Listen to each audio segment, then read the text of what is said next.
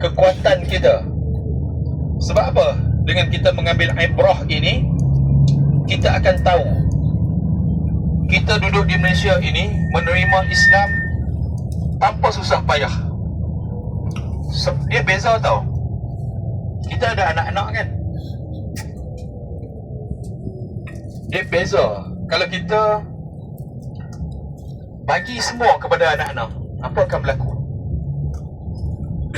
Kita sebagai bapa kan, kita penuhi semua tanpa ada sekatan.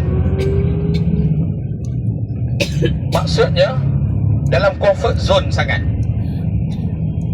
Anak-anak akan manja, anak-anak takkan boleh buat apa-apa. Tetapi kalau kita bagi mengikut kadar, dan ada juga kita bagi dalam bentuk ujian. Macam tuan-tuan lah, kalau suruh apa nama selawat 100,000 kan, pakai tak selawat lah, suruh saja. Tapi kalau kita bagi challenge, bagi something yang ada cabaran dekat situ, maka kita akan buat. Begitu juga sirah perjuangan besar Nabi kita Muhammad sallallahu alaihi wasallam. Dengarkan yang depan. Okey dah. Mic ni pelan-pelan sikit. Nabi datang ke Madinah. Kita beranggapan selesailah. Tidak. Sampai di sini Nabi meneruskan perjuangan. Nak kuatkan Islam ini tuan-tuan, perlu berjuang. Berjuang dengan apa? Dengan kepayahan, dengan menggadaikan harta benda dan nyawa. Tuan-tuan yang saya kasihi sekalian, hari ini kalau kita dipanggil untuk berperang, contoh, tuan-tuan sanggup? Dapat arahan berperang, tak sanggup. Kita sayangkan nyawa kita. Nak keluarkan harta benda kita untuk kita berperang, untuk kita berjuang, sanggup tak? Orang kata kami perlukan 1 juta contohlah kan, tak sanggup tuan-tuan. Sebab nilaian kita hanyalah nilaian sempit pandangan manusia. Sudi saya terangkan kepada tuan-tuan yang saya kasihi sekalian, ramai orang bila dia tidak berpegang dan berkeyakinan kepada Allah, kalau dia tak ambil ibrah sejarah perjuangan Rasulullah, dia akan ambil overview yang paling sempit.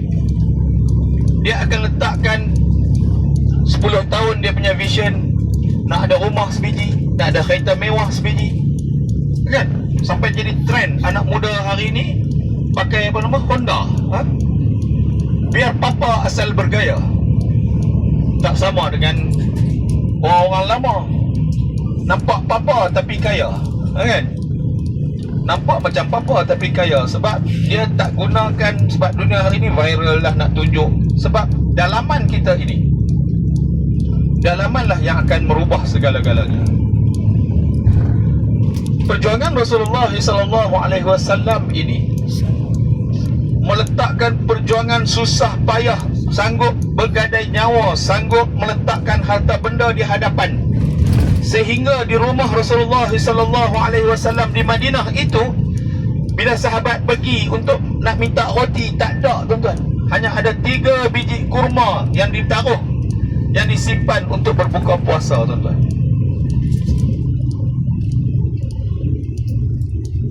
Jadi nak banding dengan kita main ziarah kembara ini, sepatutnya kita diet, tetapi nampaknya akan bertambah kilo.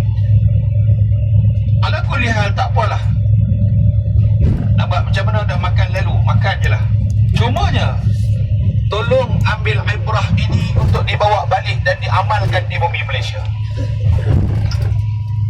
Tuan-tuan tidak sanggup untuk menggadaikan nyawa tuan-tuan demi Allah, demi Islam. Tuan-tuan tidak sanggup untuk mempertaruhkan Subhanahu wa ta'ala. Jadi tuan-tuan, pertaruhkanlah doa tuan-tuan, paling-paling tak ada. Tuan-tuan, saya nak tanya tuan-tuan, siapa boleh jawab, dia hebat.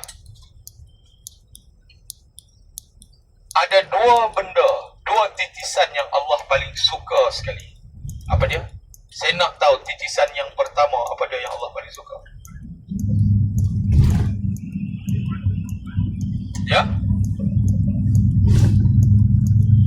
Saudara kita, sahabat kita, titisan apa? Air mata taubat. Yang paling pertama, yang paling di antara yang paling Allah suka, apa dia? Ha? Darah korban lagi. Jawapan belum tepat. Saya nak jawapan yang betul-betul tepat. Dua-dua tu betul, saya pun cakap tu betul. Darah korban tu betul, tapi kurang tepat. Ha? Ya, tepat. Titisan darah para syuhada ini titisan yang Allah paling suka sekali. Sebab apa?